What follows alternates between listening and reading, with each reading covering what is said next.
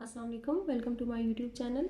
Math notes में आपको class 9th 10th first year और सेकंड ईयर की तमाम एक्सरसाइज के सोल्यूशन बताए जाएंगे। इसके अलावा SLO बेस्ड क्वेश्चन और उनके भी सोल्यूशन बताए जाएंगे।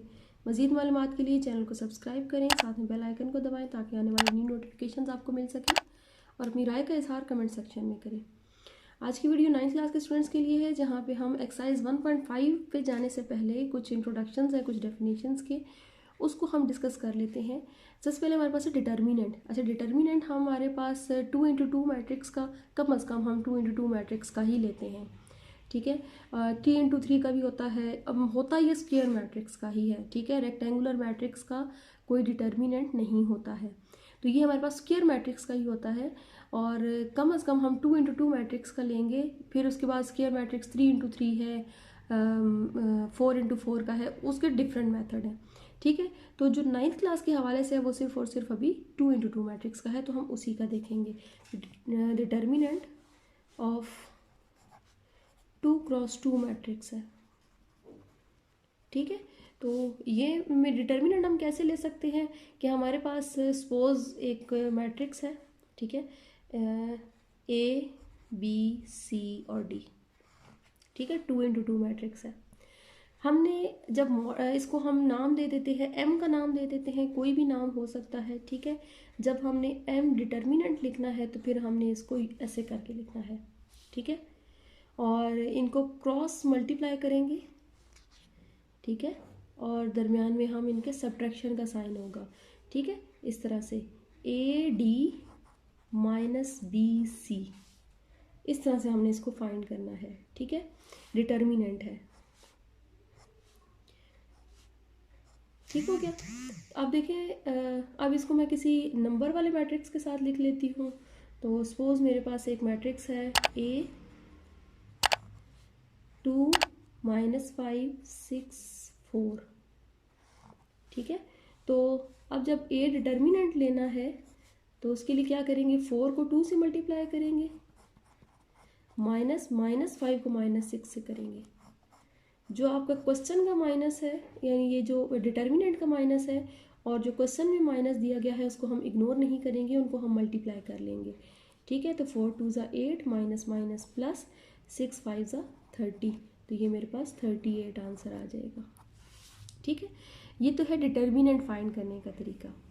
इसके बाद मेरे पास एक और आता है singular and non singular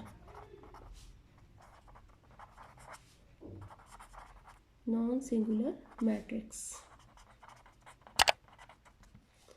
singular matrix वो मैट्रिक्स होता है जिसका डिटर्मिनेंट इक्वल टू 0 हो जाता है, ठीक है। अगर मेरे पास M कोई एक मैट्रिक्स है और उसका डिटर्मिनेंट अगर इक्वल टू 0 हो जाए तो वो सिंगुलर है, और अगर कोई भी नॉन ज़ीरो नंबर आ जाए तो वो मेरे पास क्या होगा, नॉन सिंगुलर होगा, ठीक है।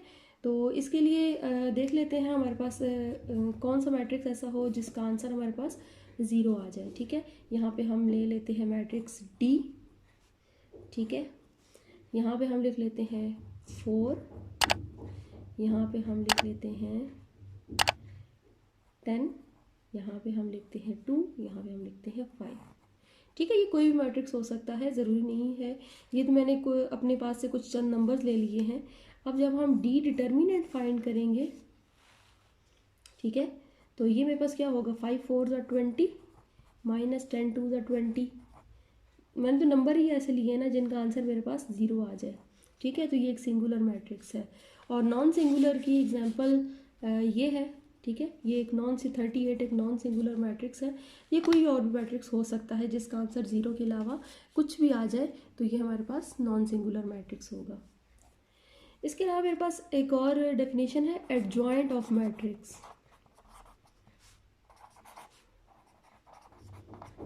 ठीक है। एडजॉइंट ऑफ मैट्रिक्स हमारे पास क्या होता है, ठीक है। अब मैं इसी D मैट्रिक्स का या उस A मैट्रिक्स का अगर मैंने एडजॉइंट लेना हो तो हम इसको कैसे लिखेंगे, एडजॉइंट ऑफ A, ठीक है। तो ये मेरे पास क्या होगा, 2 - 5 6 और 4। एडजॉइंट ऑफ मैट्रिक्स के अंदर जो हमारे पास डायगोनल एंट्रीज होंगी उनकी जगह चेंज करनी है और नॉन डायगोनल एंट्रीज के साइन चेंज करने हैं। ठीक है, तो ये मेरे पास अगर मैं डायगोनल एंट्रीज की जगह चेंज करूँ तो यहाँ पे 4, ठीक है, यहाँ पे मेरे पास क्या आ जाएगा 4 और यहाँ पे मेरे पास आ जाएगा 2। नॉन डायगोनल एंट्रीज की अगर साइन चेंज करनी है तो ये -5 मेरे पास +5 हो जाएगा और ये +6 मेरे पास -6 हो जाएगा। ठीक है, इस तरह से ये मेरे पास एडजॉइंट ऑफ मैट्रिक्स आ जाएगा। डायगोनल एंट्रीज की जगह और नॉन डायगोनल एंट्रीज के साइन चेंज करने हैं। ठीक है, तो 1.5 के हवाले से फ़िलहाल इतना ही है। बाकी जो इसकी प्रॉपर्टीज़ हैं वो हम एक्सरसाइज के साथ सॉल्व करेंगे। उम्मीद करती हूँ आपको समझ आ गई होगी। आज के लिए इतना ही। अल्लाह हाफिज़।